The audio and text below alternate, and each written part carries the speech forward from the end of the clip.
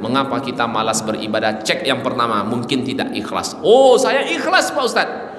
Cek yang kedua, lemah ilmu syar'i. Oh enggak, saya ikut kajian terus Pak Ustadz, ngaji saya. Mungkin yang ketiga, hati terpaut kepada dunia. Oh enggak Ustadz, saya enggak perlu kali lah kehidupan dunia ini, tahu saya. Mungkin yang keempat, 5, 6, 7 dan seterusnya.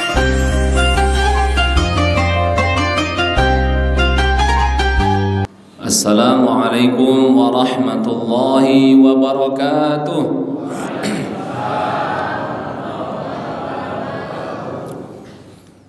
Alhamdulillah, alhamdulillahi rabbil alamin. Alhamdulillahilladzi ahyana ba'dama amatana wa ilaihin nusyur. Ashhadu an la ilaha illallah wahdahu la syarika lah, wa ashhadu anna Muhammadan abduhu wa rasuluhu la nabiyya ba'dah, amma ba'd. Tidak ada kata yang pantas kita ucapkan melainkan rasa syukur kita kepada Allah. Alhamdulillah, di pagi ini, di subuh ini Allah bangunkan kita setelah kita dimatikan oleh Allah. Makanya doa ketika bangun tidur, alhamdulillahilladzi ahyana ba'dama amatana wa ilaihin nusyur. Jadi Allah matikan kita tadi malam, kemudian Allah bangunkan pagi ini. Mudah-mudahan sebelum kematian datang yang sesungguhnya, mudah-mudahan kita semua sudah bertaubat kepada Allah dengan taubatan nasuha. Amin. Sebelum kematian datang, semua amal soleh kita diterima oleh Allah Subhanahu wa ta'ala. Amin. Sebelum kematian datang, semakin hari bertambah umur, kita semakin dekat kepada Allah. Amin ya rabbal alamin.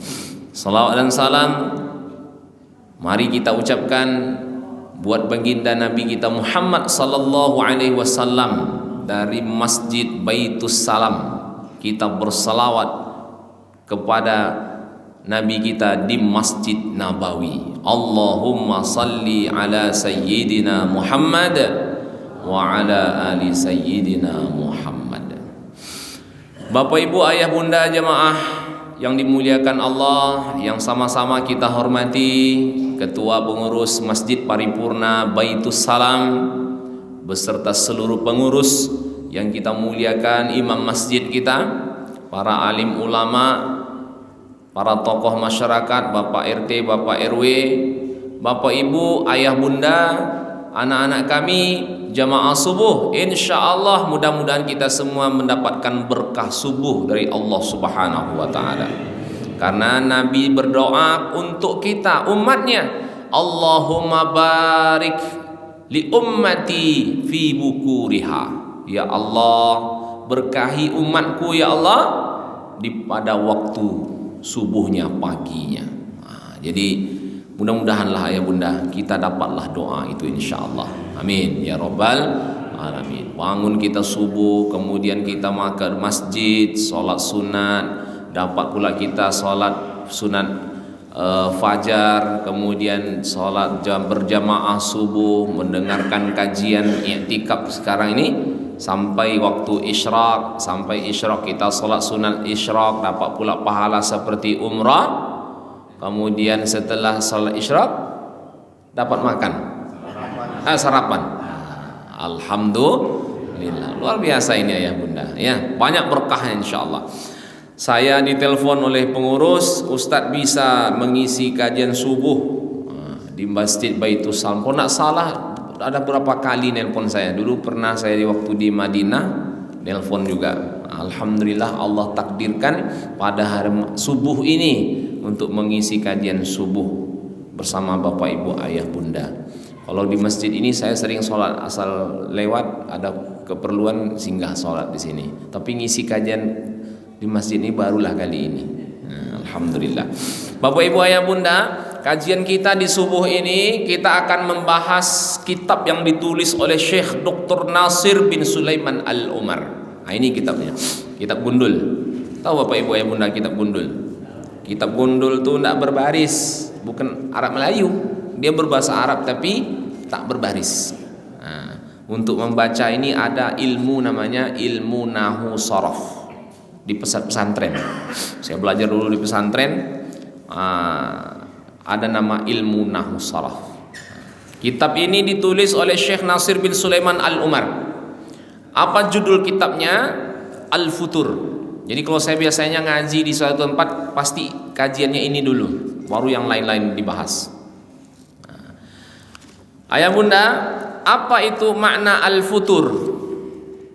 Al-futur dalam kitab Mukhtarus Sihah itu maknanya yang pertama al-inkisar, rasa malas. Jadi futur itu maknanya rasa malas. Dalam hal apa? Ibadah. Jadi ayah bunda, rupanya kita dalam hidup ini ada merasakan al-futur, rasa malas beribadah. Betul apa tidak? Betul. Kadang rajin ke masjid, besoknya nggak ke masjid lagi.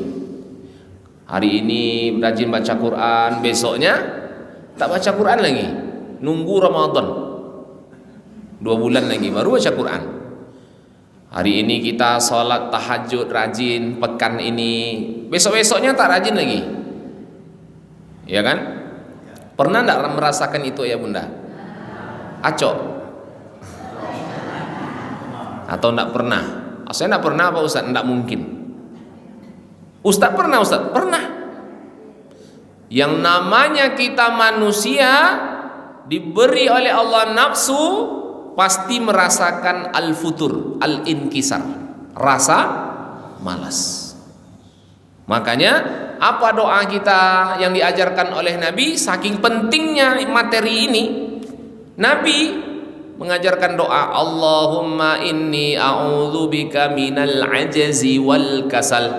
Ya Allah, aku berlindung kepada Engkau dari rasa ajzi, lemah, wal kasal, rasa malas. Saking pentingnya itu ya bunda, kita harus berdoa juga kepada Allah supaya rasa malas itu tak ada. Ya, bangun subuh ini jangan dikira mudah, berangkat ke masjid subuh ini jangan dikira mudah, apalagi sekarang musim hujan, dingin pula. Oh tinggi ini perjuangannya ini ayah bunda supaya kita bisa ke masjid. Bapak ibu ayah bunda yang dimuliakan Allah, itu makna al-futur yang pertama. Yang kedua, wad-dha'fu. Makna al-futur itu wad-dha'fu. Apa itu? Makna wad-dha'fu, lemah. Kadang kita lemah dalam beribadah, ya, tidak kuat. Kemudian apa lagi? Sakana ba'da hiddah. Makna al-futur itu dia diam setelah bergerak. Kemarin tuh aktif, sekarang tidak aktif lagi, pasif. Jadi dalam hal ibadah pasti kita pernah merasakan itu. Malahan kata Ibnu Hajar, Ibnu Hajar berkata, makna al-futur itu istithqalus syai', berat melakukan sesuatu. Berat kali saya ini bangun tahajud Pak Ustaz. Berat sekali ini saya sholat khusyuk Ustaz. Berat saya ini untuk baca Quran Ustaz, bersedekah Ustaz. Ayah bunda, apa masalahnya ini? Malahan kata Ibnu Hajar, al-futur itu bisa menjadi al-milal. Al-milal itu apa maknanya? Bosan. Na'udzubillah. Kalau sudah bosan itu dah parah itu ya bunda. Oleh karena itu Bapak Ibu ayah bunda yang dimuliakan Allah, kajian kita pada pagi ini asbabul futur, supaya kita tahu masalah tadi. Kenapa saya malas ini beribadah Ustaz? Mengapa saya ini malas baca Quran, malas ke masjid? Kalau rasa malas itu datang nanti Bapak Ibu ayah bunda, maka carilah penyebabnya. Apa saja penyebabnya? Ini mau kita sampaikan sampai waktu isyraq, sampai di mana saja nanti. Penyebabnya banyak. Dalam kitab ini ada 22 penyebab. Tapi kita jelaskan yang sampai di mana waktu habis, ya. Mungkin disambung pula setelah waktu isyraq. Ayah bunda hari ini mau pergi pesta, mau pergi hal-hal yang lain lah, banyak, ya. Bapak Ibu ayah bunda yang dimuliakan Allah, asbabul futur, mengapa kita lemah beribadah, berat beribadah, malas beribadah? Mengapa ini bisa terjadi? Ini penyebabnya harus kita cari tahu ayah bunda. Sama dengan dokter, kalau kita berobat ke dokter, umpamanya kita sakit perut, pergi ke dokter. Pas kita masuk ke ruangan dokter itu apa katanya? Sakit apa pak? Sakit perut. Nah, apa kata dokter? Apa yang bapak makan sebelumnya tadi? Nah, jadi dokter ini ingin mencari tahu. Mungkin ada yang salah makan. Dari situ barulah tahu, nanti dikasihlah resepnya. Nah, kajian kita ini ayah bunda, asbabul futur. Kita harus cari tahu dulu apa penyebab kita malas beribadah. Supaya apa? Nanti kalau datang rasa malas, ini penyebabnya. Berarti kita cari tahu, oh ini solusinya. Bapak Ibu ayah bunda, kita bahas. Pertama, kata Syekh Nasir bin Sulaiman dalam kitabnya ini, yang menyebabkan kita rasa malas beribadah itu adalah adamul ikhlas. Adamul ikhlas. Apa artinya? Adam, tidak. Al-ikhlas, ikhlas. Tidak ikhlas dalam beribadah. Ini penyebab yang pertama, dan ditulis poin pertama di antara penyebab yang lain ayah bunda. Adamul ikhlas, tidak ikhlas. Rupanya ayah bunda, kunci untuk semangat kita beribadah itu ikhlas. Kalau sudah rusak ikhlas kita, rusak ibadah kita, rusak semangat ibadah kita. Apa itu ikhlas Ustaz? Ayah bunda, banyak definisi ikhlas, tapi yang saya ambil, al-ikhlas tasfiyatul amal lillahi ta'ala. Itu ikhlas secara istilah.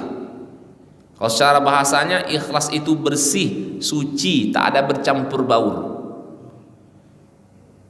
Kalau secara istilah, ikhlas itu tasfiyatul amal lillahi ta'ala, mensucikan amal lillahi ta'ala, hanya karena Allah, hanya karena mengharap ridha Allah. Itulah ikhlas.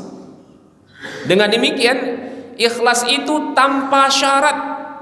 Jadi kalau ada kita beribadah pakai syarat, itu belum ikhlas.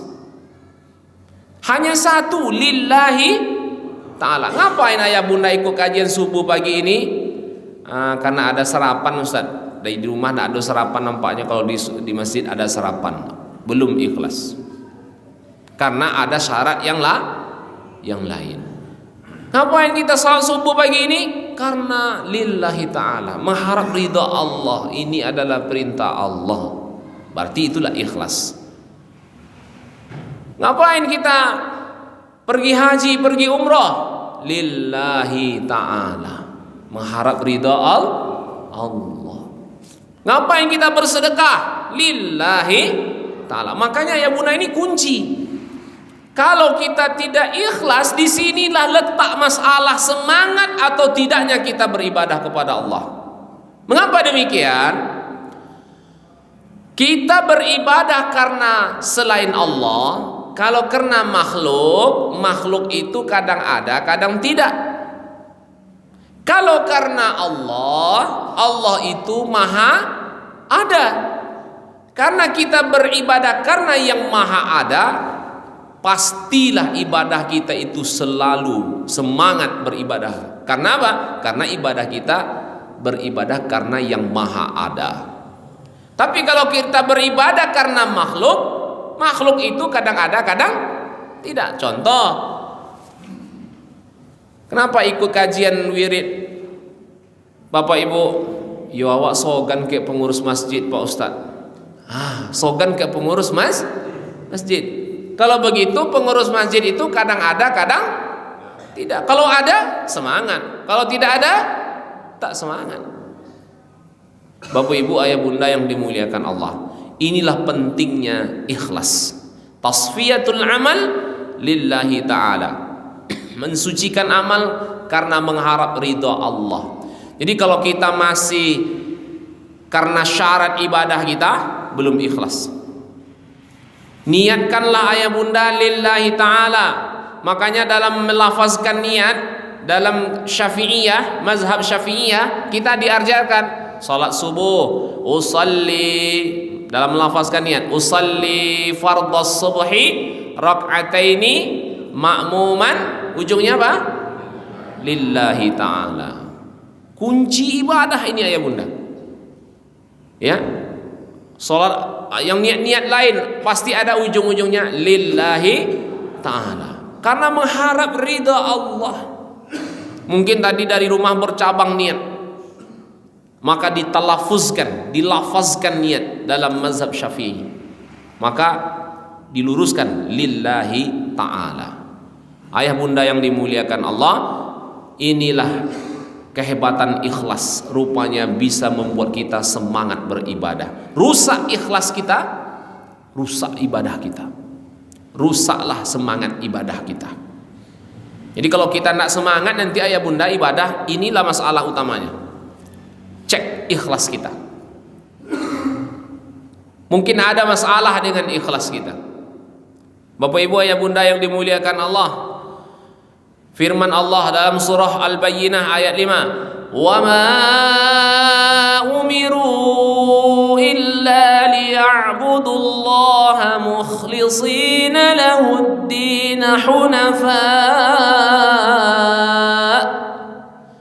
Allah tidak memerintahkan kita kecuali untuk beribadah kepadanya mukhlishina, secara ikhlas.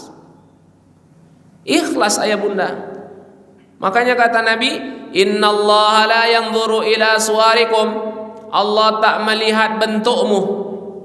Allah tak nengok ayah bunda. Berjubah tak berjubah tak penting bagi Allah. Iya kan? Bentuk kita tinggi atau pendek tak penting bagi Allah. Bajanggui tak bajanggui, Allah tak nengok bang.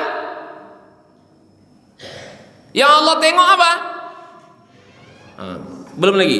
Ada lagi kata Nabi, innallaha la yanzuru ila suwarikum wala ila amwalikum. Allah tak menengok hartamu, kaya tak kaya kita, Allah tak penting bagi Allah. Walakin yanzuru ila qulubikum wa a'malikum. Yang Allah tengok apa? Hati dan amal kita dengan ikhlas. Maka ikhlaslah ayah bunda. Ayah bunda kalau ikhlas, insya Allah semangat ibadah itu akan hadir dalam diri kita. Pasti itu ya bunda. Ini masalah kita selama ini. Kalau ikhlas itu rusak semuanya. Ayah bunda yang dimuliakan Allah, Ustaz, bagaimana cara ikhlas? Nah, ini pertanyaannya kan? Supaya kita ikhlas macam mana caranya Pak Ustaz? Bapak ibu ayah bunda, ikhlas ini pekerjaan hati, ya, amalan hati. Yang tahu kita ikhlas atau tidak siapa? Kita dan Allah. Jadi jangan menilai orang. Oh ini orang ini kena ikhlas. Oh belum tentu. Cuma bagaimana cara melatih kita ikhlas ada oleh para ulama. Ayah bunda, supaya kita ikhlas latihannya ada. Pertama, jangan kita melakukan ibadah itu karena ingin selalu diketahui orang. Itu latihan pertama. Saya ulangi, jangan kita beribadah karena ingin selalu diketahui orang. Persoalan orang lain tahu dengan ibadah kita itu nomor sekian. Yang penting kita latih diri kita ini supaya kita ini ibadah kita itu sirriyah, amalan disembunyikan. Latih itu ya bunda. Kalau kita ingin selalu diketahui orang ibadah kita, disinilah letak rusaknya ikhlas kita. Takkan ikhlas kita ya bunda. Apa saja yang kita lakukan dalam hidup ini ibadah kepada Allah, usahakan niat kita itu harus, ya bukan usahakan, harus niat kita itu tidak ingin diketahui orang. Orang lain tahu jadinya Ustaz, itu nomor sekian, biarlah dia tahu. Yang penting niat kita tidak ingin selalu diketahui orang. Makanya ayah bunda, kalau sholat fardu tahu oleh orang kita berjamaah, iya kan? Tapi kalau sholat sunat, wah di sini pentingnya kita rahasiakan, tak perlu orang lain tahu. Latih itu ayah bunda. Kalau selagi kita ibadah kita itu ingin selalu diketahui orang, belum ikhlas. Kedua, latih ikhlas itu ayah bunda, janganlah kita beribadah karena ingin selalu dilihat orang. Kalau dilihat orang semangat, kalau tak dilihat orang, nah itu dia tak semangat. Karena ibadahnya bukan karena Allah, karena ingin dilihat orang lain. Biarlah orang tahu, lihat, tak ada masalah. Tapi jangan niatkan karena ingin dilihat orang. Berat Ustaz, oh berat itu. Ya, cenderungnya manusia ini apa? Kalau bisa diketahui orang, dilihat orang. Hati-hati ayah bunda sosial media. Kadang sholat tahajud dia, oh dibuatnya di timer, ada diatur timernya kan. Oh, foto sedang berdoa tuh kan, atau sedang sholat, share, alhamdulillah sudah selesai tahajud malam ini. Oh, banyak orang baca. Hati-hati ayah bunda. Boleh asal niat kita bukan itu. Kalau terjaga, niat saya sebenarnya Ustaz untuk memotivasi, ya tidak ada masalah. Tapi bisa tidak mempertahankan itu? Nah, Bapak Ibu ayah bunda yang dimuliakan Allah. Ketiga, supaya kita ikhlas, janganlah kita beribadah karena ingin dipuji orang. Mabuk pujian. Ada orang beribadah nih, kalau nak dipuji orang tak semangat dia ayah bunda. Apa kata Ali bin Abi Thalib? Orang ikhlas itu jangankan mengharapkan ucapan, jangankan mengharapkan pujian, mengharapkan ucapan terima kasih dia tidak butuh. Masya Allah. Tak balik dengan kita kau ayah bunda. Kalau orang tidak berterima kasih ke kita macam mana? Sakit hati awak. Betul tak? Lawak tolongnya Pak Ustaz, lawak tolong apapun yang ada masalahnya kita tolong. Tak taunya, tak pandai dia berterima kasih ke awak. Memang kurang ajar apa jatuh. Hati-hati ya bunda. Berarti belum ikhlas. Orang ikhlas jangankan untuk mengharapkan pujian, ucapan terima kasih dia tidak butuh. Masya Allah. Berat itu ya bunda, berat, mujahadah, perlu latihan sungguh-sungguh. Ya, Bapak Ibu ya bunda, yang keempat, ingin ikhlas, maka latihannya adalah janganlah kita beribadah karena ingin dihargai orang. Ada satu masjid saya keliling-keliling ngisi kajian. Ada satu masjid, bapak tuh hadir selalu ke masjid. Datang pokoknya selalulah ya. Suatu ketika udah 3 bulan saya ngisi di situ, tak ada ke masjid bapak tu lagi. Saya tanya ke pengurus, mana bapak yang sering duduk di situ? Karena di masjid ini ciri khas duduk tu ada bapak ibu ya bunda. Ini karena pertama saja saya ke sini nih. Biasanya di tiang ini, di sudut ini ada tuh. Saya tandai itu. Jadi bapak tuh sakit dia pak, saya bilang. Pak pengurus sakit dia. Enggak Pak Ustaz. Jadi segan kita Ustaz. Apa masalahnya? Kemarin ada pemilihan RT Pak Ustaz. Oh, rupanya nak terpilih jadi RT rupanya. Nak ke masoji le. Nauzubillah. Ini contoh ya bunda ya. Contoh. Apa contohnya? Jangan kita beribadah karena ingin dihargai. Awalnya aslinya kita ini tak dihargai nih ayah bunda. Asli kita ini kita ini semuanya hina. Aslinya kita ini. Dan kenapa kita dihargai orang, dimuliakan orang? Karena Allah masih menutup aib buruk kita. Betul atau tidak? Kalau Allah tampakkan dosa-dosa kita, aib kita, buruk kita, di antara kita ini mungkin jumpa tak mungkin memuliakan, tak mungkin mau menghormati. Kenapa? Karena banyaknya aib buruk kita, dosa-dosa kita. Aslinya kita di situ. Jadi janganlah beribadah karena ingin dihargai. Biar ikhlas hatinya ya bunda. Bapak ibu jemaah yang dimuliakan Allah. Kemudian yang berikut, jangan, kalau ingin ikhlas kita, maka ibadah kita itu latihlah dengan perbanyak ibadah sunat. Nah itu, aksirun nawafil, perbanyak ibadah sunat. Kalau ibadah wajib ini tampak ya bunda, ya, salat fardu nampak, ya kan, nampak dia berjemaah ke masjid. Tapi ibadah-ibadah sunat itu orang lain biasanya tak tampak. Latihlah di situ ya bunda. Kekuatan ibadah sunat itu luar biasa. Jadi ibadah sunat ini jangan diremehkan. Kadang kita ini ayah bunda, namanya sunat, kan sunat Pak Ustadz. Apa definisi sunat? Keluar dalilnya. Kalau sunat itu apa? Bapak halo mengerjakan, tidak berdosa meninggalkan. Tidak salat sunat Pak, kan salat sunat Pak Ustadz, kan tidak berdosa Pak. Ditengoknya secara itu fikihnya. Padahal ayah bunda, kalau kita latih ibadah sunat itu, rupanya itu melatih keikhlasan kita. Cobalah latih ya bunda, ibadah sunat. Perbanyak ibadah sunat. Jangan remeh ibadah sunat itu. Itu kekuatan untuk ikhlas. Selain itu kekuatan untuk menambah kekurangan yang wajib. Nanti pada hari kiamat, awwalu ma yuhasabu yaumal qiyamah as-shalah. Pertama kali yang dihisab pada hari kiamat, salat. Tengok salat. Nazri itu tengok salatnya. Oh, tengok salat fardunya, rupanya banyak yang bolong-bolong, banyak yang akhir-akhir waktu. Contohnya kan, apa kata Allah, tengok salat sunatnya. Salat sunatnya ya bunda. Jadi ibadah sunat itu kekuatannya luar biasa untuk membantu yang wajib. Yang wajib itu standar minimal baru itu. Standar sholat kita standar minimal.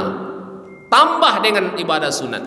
Selain menambah juga melatih keikhlasan kita. Makanya ya bunda, kalau kita tengok masjid ini indah karena banyak yang sunat. Betul atau tidak? Masjid ini indah banyak yang sunat. Bagus karena banyak yang sunat. Kalau mestinya masjid ini ayah bunda selesai di plaster, cukup dicat saja, selesai dah, karena itu wajibnya. Oh ndak, mantap lah Ustaz, akhirnya di keramik. Nah keramik ini sunat atau wajib? Sunat. Udah selesai, apa warnanya? Krem, kuning, apa nih? Terus supaya bagus Ustaz, pakai kaligrafi supaya bagus. Wajib enggak nih? Enggak. Tadi apa kuncinya? Supaya bagus. Jangan remeh dengan sunat ini ya bunda. Saya analogikan ke bangunan ini. Di rumah kita juga begitu. Rumah kita itu mengapa cantik, bagus? Karena banyak yang sunat. Yang wajibnya ya sudah, seperti yang saya sampaikan tadi. Ya, lantainya sudah diaci, jangan lagi di keramik. Itu wajibnya. Oh, kan enggak bagus Pak Ustadz. Ya, kan enggak bagus pakai keramik. Ya kan? Catnya beda-beda. Ada saya pergi ke rumah seseorang ngisi kajian, itu rumahnya nano-nano lah catnya. Ruang tamu catnya putih. Begitu saya masuk ruang keluarga catnya ungu. Terus masuk saya ke dapur pergi wudu catnya hitam.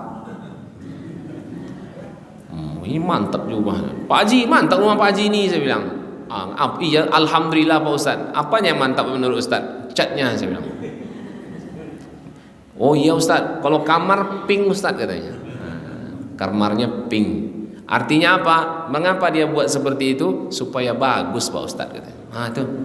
Jadi aksirun nawafil, betul lah kata para ulama. Ingin ibadah kita semangat, latih dengan ibadah, perbanyak dengan ibadah sunat. Itu ayah bunda, kalau ingin ikhlas, latihlah itu. Bapak ibu ayah bunda yang dimuliakan Allah subhanahu wa ta'ala, itulah beberapa cara yang dilatih oleh para ulama bagaimana kita bisa semangat beribadah, ikhlas. Itulah dia caranya.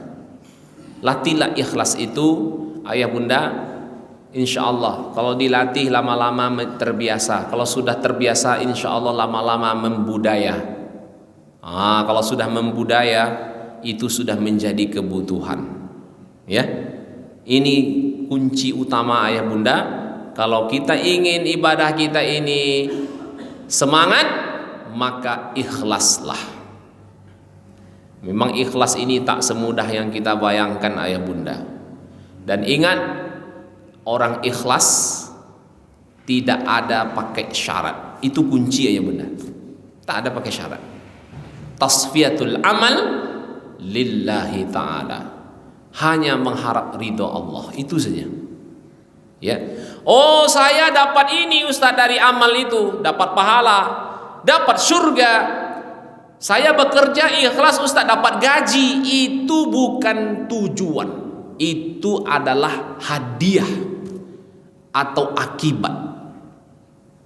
Jangan dijadikan itu tujuan. Tujuan kita apa? Lillahi ta'ala. Kadang ada pula orang, Ustaz saya bekerja, ikhlas apa tidak itu? Saya mengharapkan gaji. Niatkan ikhlas, bismillah. Berangkat dari rumah, bismillah, tawakkaltu 'ala Allah, la haula wala quwata illa billah. Dah. Oh, saya dapat gaji. Itu hadiah, itu akibat. Jangan dijadikan itu tujuan. Kalau itu jadi tujuan, itu dia yang rusak. Datang ke kantor, absen, cek log, pulang. Nanti mau pulang datang lagi, absen lagi. Kayak gitulah. Tapi kalau tasfiyatul amal lillahi ta'ala, apa kerja yang harus saya selesaikan hari ini? Itu dia. Udah selesai, barulah. Tapi kalau enggak, ya begitulah ya bunda.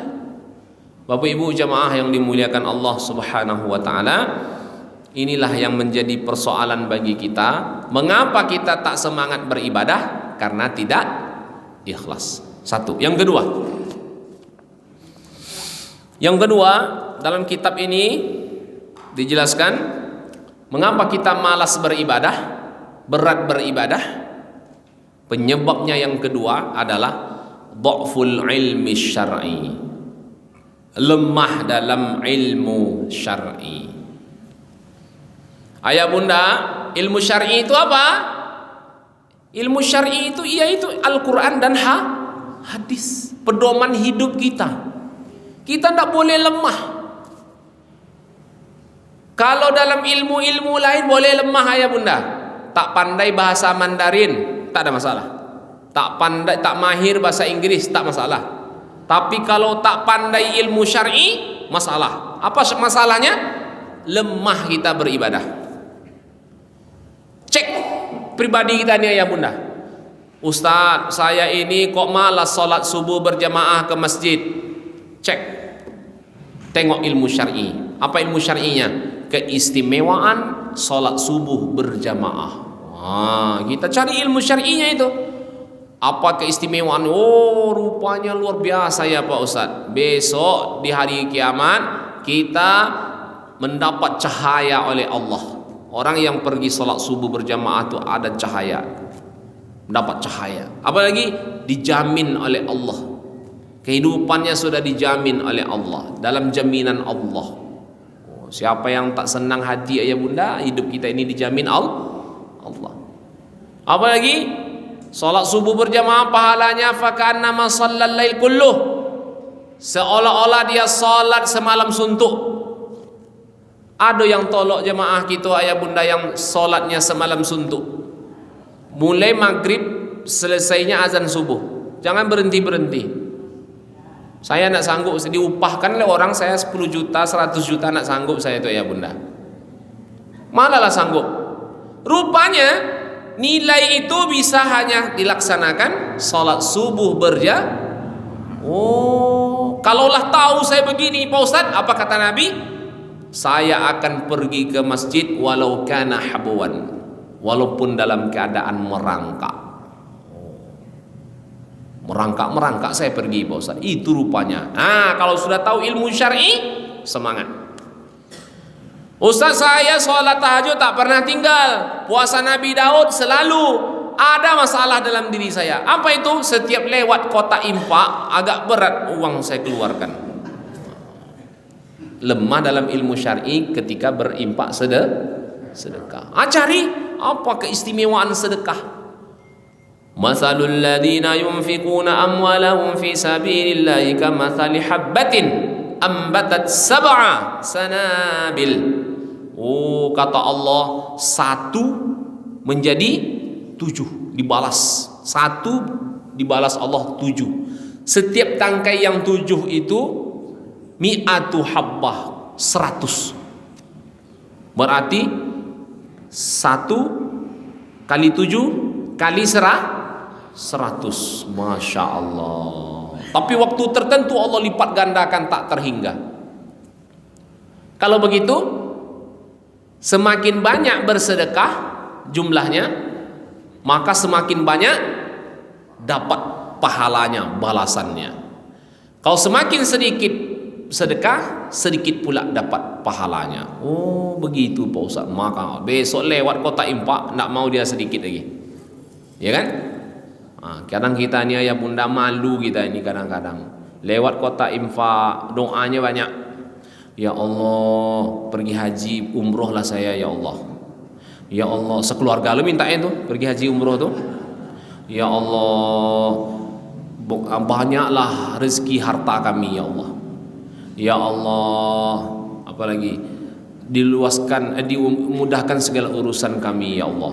Banyak. Begitu dikeluarkan parang pati murah. Tahu parang pati murah? 1000. Doanya banyak.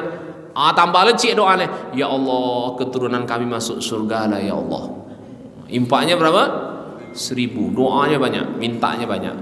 Kalau nampak oleh Allah, oleh malaikat tuh, malu kita ya bunda. Iya kan?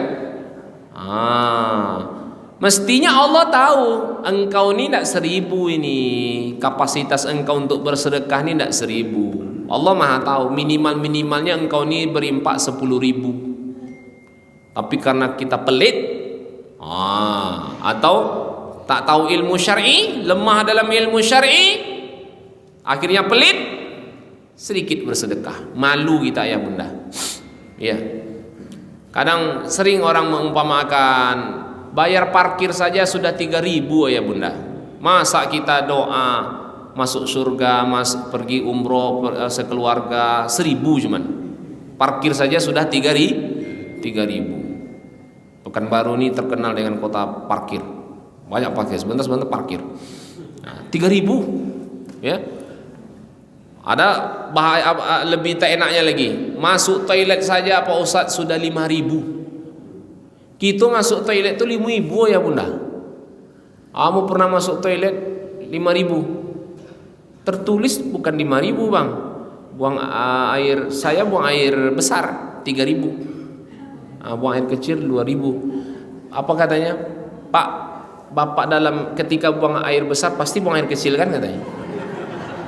Iyo puluh. Kau naik 5.000. Masuk toilet saja 5.000. Memang pandai betul boy. Bapak ibu ayah bunda, jangan lemah kita dalam ilmu syar'i. Kalau lemah, sekarang ni kita cek diri kita nih, apa lemah saya nih Pak Ustaz? Saya lemah dalam baca Quran. Kok malas saya baca Quran nih Pak Ustaz? Cari penyebabnya. Apa penyebabnya? Padahal kata Nabi, man qara'a harfan min kitabillah, siapa yang membaca satu huruf maka falahu hasanah, maka dapat dia satu kebaikan. Satu huruf satu kebaikan. 3 huruf 3 kebaikan. Satu kebaikan itu berapa? 10. Berarti satu huruf 10, 3 huruf 30. Sekarang berapa huruf Al-Quran? Masya Allah. Siapa tidak semangat? Saya malas baca Quran, saya ni dah tua Pak Ustaz, mata saya tak nampak. Beli kacamata. Beli kacamata. Iya Pak Ustaz, kalau kacamata tuh Pak Ustaz kan berat tuh, sakit hidung saya. Aduh juga alasan leh untuk malas baca Quran. Oke, tak usah pakai kacamata, pakai teropong. Ayah bunda saya pernah di WhatsApp oleh jamaah. Ustaz, assalamualaikum Ustaz. Waalaikumsalam. Ustaz nampaknya di Mekah. Iya. Bisa saya titip satu? Bisa. Kurma, parfum enggak Pak Ustaz. Apa? Tolong carikan saya teropong. Mak cari teropong mak suhunya situ. Teropong yang mana Pak? Saya bilang. Coba difotokan contohnya. Rupanya teropong yang satu itu 5 kilo orang. Rasa-rasa orang tuh ditengok berada di depan kita. Mantap juga teropongnya itu kan. Saya cari di sana, tak ada. Tak ada teropong. Itu apa Bapak gunanya teropong, saya bilang. Tapi kata Ustaz ceramah dulu, ndak ada kacamata pakai teropong katanya. Konai awak rupanya. Oh iya pula ya, saya bilang. Itu ya bunda. Jadi teropong tuh besar jadi kan. Nah, itu untuk penyemangat kita ya bunda. Kalau ndak ada kaca cembung itu kan, digini kan. Nampak huruf alif tuh sebesar kelingkingnya. Jangan kita tak membaca Al-Quran. Apa kata Nabi? Orang yang tak baca Al-Quran kal baitil kharab. Tubuhnya ini seperti rumah yang kosong, rumah hantu, banyak hantu balau. Nah itu bahasanya, ya kan? Bapak ibu ayah bunda yang dimuliakan Allah, janganlah kita lemah dalam ilmu syar'i. Cari ayah bunda, cari ini. Setiap diri kita, saya juga. Saya kok lemah di sini ya? Saya kok lemah di sini ya? Belajar, cari ilmu syar'i tentang itu. Bapak ibu ayah bunda, sudah 2. Yang ketiga, terakhir. Mengapa kita malas beribadah? Ta'alluqul qalbi bid dunya. Terpautnya hati kepada dunia. Kita tambah waktu 10 menit ya. Terpautnya hati kepada dunia. Wa nisyanul akhirah, melupakan akhirat. Orang yang terpaut hatinya kepada dunia, dia bisa lemah dalam beribadah, tak semangat beribadah. Dunia saja isi hatinya. Yuk ke masjid Pak, taruhilah besoklah ambo sedang sibuk. Kapan kita tak sibuknya ya bunda? Masa untuk akhirat kita bilang kita sibuk? Kenapa? Karena hubbud dunia, sudah gila dengan dunia ini, cinta dengan dunia ini. Padahal hidup di dunia ini sebentar ya bunda, tak lama.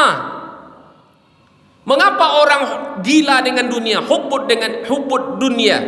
Mengapa ini bisa terjadi? Penyebabnya satu. Apa itu? Tulul amal. Tul, panjang.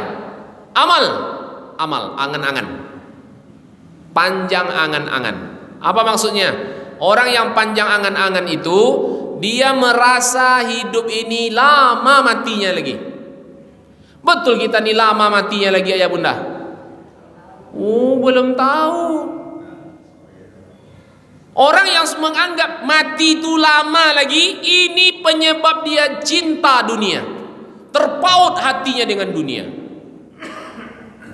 Umur saya kan masih 35 Pak Ustadz.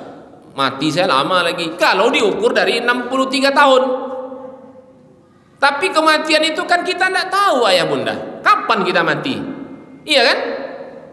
Kita dalam masjidnya tidak tahu kita ini. Rupanya kemarin ada kawan kami, jemaah kami Ustaz masih muda mati. Memang betul kata Allah, kullu nafsin za'iqatul maut. Setiap itu apa? Kullu itu berarti semua. Siapa saja, yang tua, yang muda, yang kaya, yang miskin, pejabat, yang rakyat. Kalau sudah sampai waktunya, za'iqatul maut. Nunggu waktu aja kita nih ayah bunda. Siapa yang bisa jamin ayah bunda hidup sampai 63 tahun? Ada yang masih berani jamin? Terlalu jauh 63 tahun. Untuk hidup sampai hari ini, sampai sore, bisa jamin? Saya insya Allah masih hidup sampai hari ini Pak Ustaz, sampai sore. Saya tidak bisa jamin. Saya tidak berani ya bunda. Terlalu jauh untuk hidup sampai jam 6.30 ini. Ada yang berani jamin? Saya pernah ceramah ayah bunda, viral kemarin itu, di suatu masjid dekat Jalan Impres sana. Saya ceramah subuh begini, ada bapak tuh duduk dekat sini. Pas saya ceramah gini-gini dia. Saya pikir ngantuk. Awalnya semangat ceramah, kok mengantuk juga pak tuh. Awak tengok juga ngantuk juga. Gini ya. Hah? Tumbang? Apa kata bapak yang di depan? Astagfirullahaladzim. Langsung dia berdiri, diambilnya. Berhenti saya ceramah. Apa yang terjadi? Innalillahi wa inna ilaihi raji'un. Meninggal dunia. Jadi hati-hati bapak ibu mendengarkan kajian saya.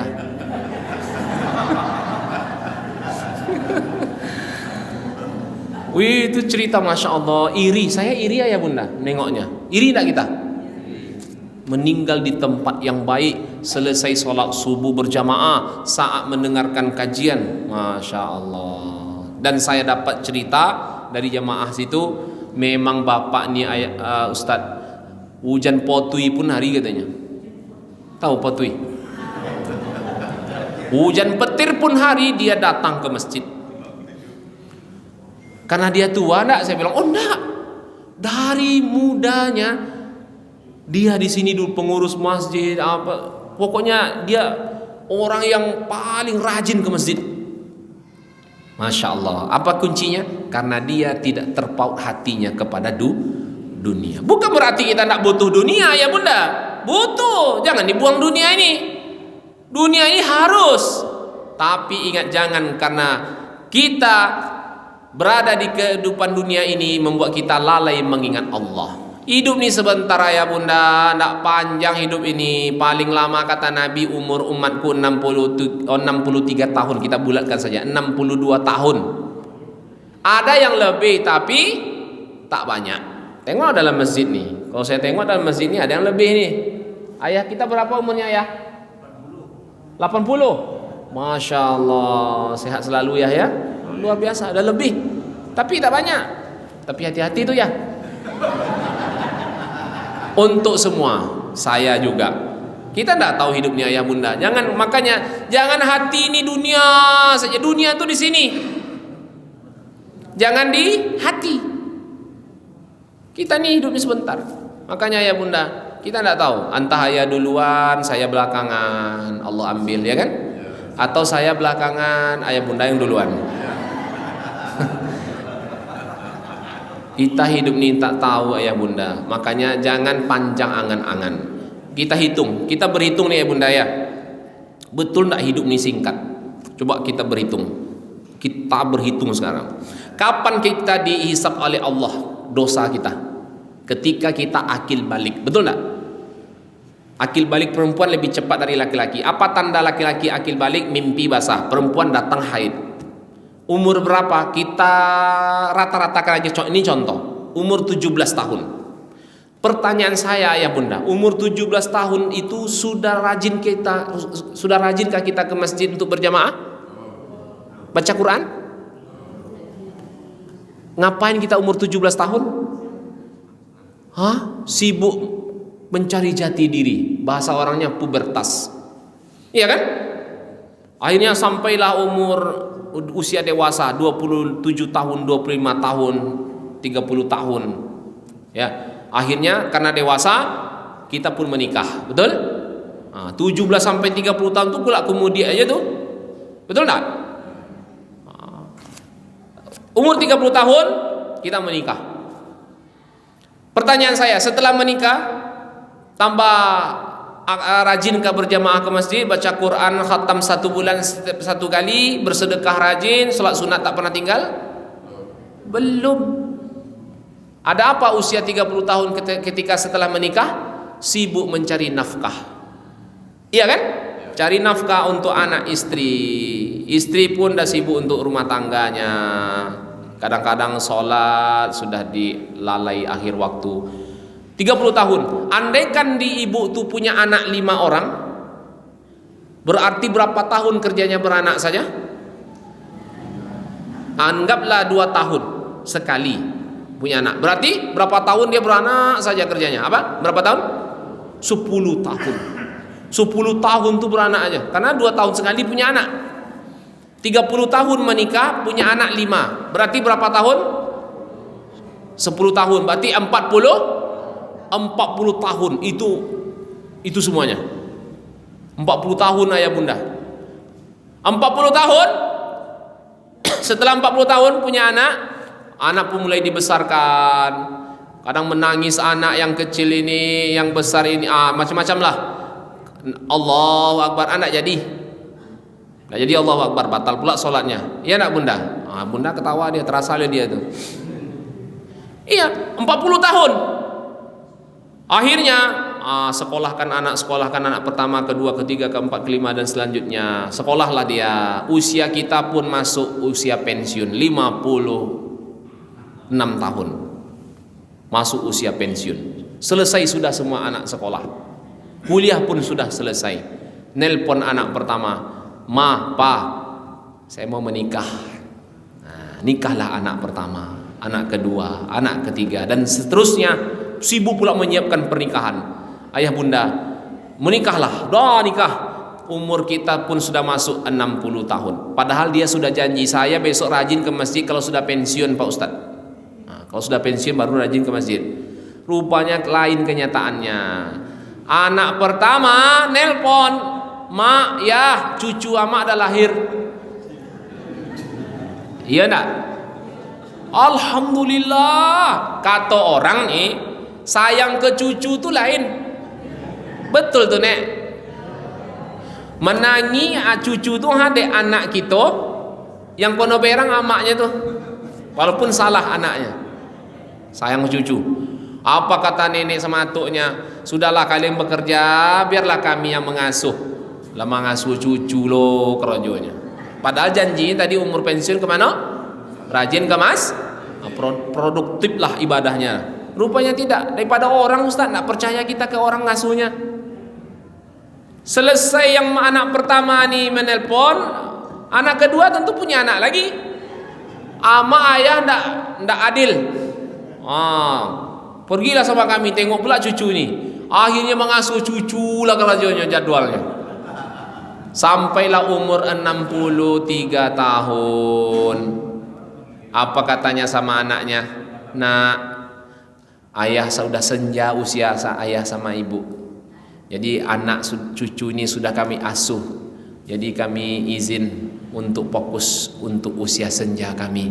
Kami nak rajin ke masjid, nak rajin baca Quran, nak rajin puasa sunat. Apa kata anak? Iyalah ya. Anak pun paham. Akhirnya fokuslah. Nak rajin ke masjid, nak rajin puasa sunat, nak rajin baca Quran. Rupanya ayah bunda yang namanya usia 63 tahun ada saja yang terjadi. Menengok menara Masjid Baitus Salam tu lah membayang-bayang. Tengok lelok, lain nampaknya. Rupanya bukan menara tu yang bergoyang. Keadaan fisik kita tu 63 tahun tu ada sakit-sakitan. Lutut lah sakit, pinggang lah sakit. Akhirnya tak jadi kemas. Singkat hidupnya ayah bunda, jangan dikira lama. Itu saja ya bunda kajian kita. Mudah-mudahan bermanfaat. 3 saja yang bisa saya sampaikan. Mengapa kita malas beribadah? Cek yang pertama, mungkin tidak ikhlas. Oh, saya ikhlas Pak Ustaz. Cek yang kedua, lemah ilmu syar'i. Oh, enggak, saya ikut kajian terus Pak Ustaz. Ngaji saya. Mungkin yang ketiga, hati terpaut kepada dunia. Oh, enggak Ustaz, saya enggak perlu kali lah kehidupan dunia ini, tahu saya. Mungkin yang keempat, 5, 6, 7 dan seterusnya. Tapi waktu yang memisahkan kita, nanti lontongnya apa menu kita pagi ini? Dingin pula nanti. Ayah bunda, waktu isyraq pun sudah masuk. Saya mohon maaf lahir batin jika ada hal yang kurang berkenan. Saya doakan ayah bunda semua sehat walafiat. Yang sakit Allah sembuhkan, Allah luaskan rezekinya, Allah mudahkan segala urusannya, keturunannya soleh solehah, rumah tangganya sakinah mawaddah warahmah. Subhanakallahumma rabbana wa bihamdik asyhadu an la ilaha illa anta astaghfiruka wa atubu ilaik. Walhamdulillahirabbil alamin. Wassalamualaikum warahmatullahi wabarakatuh.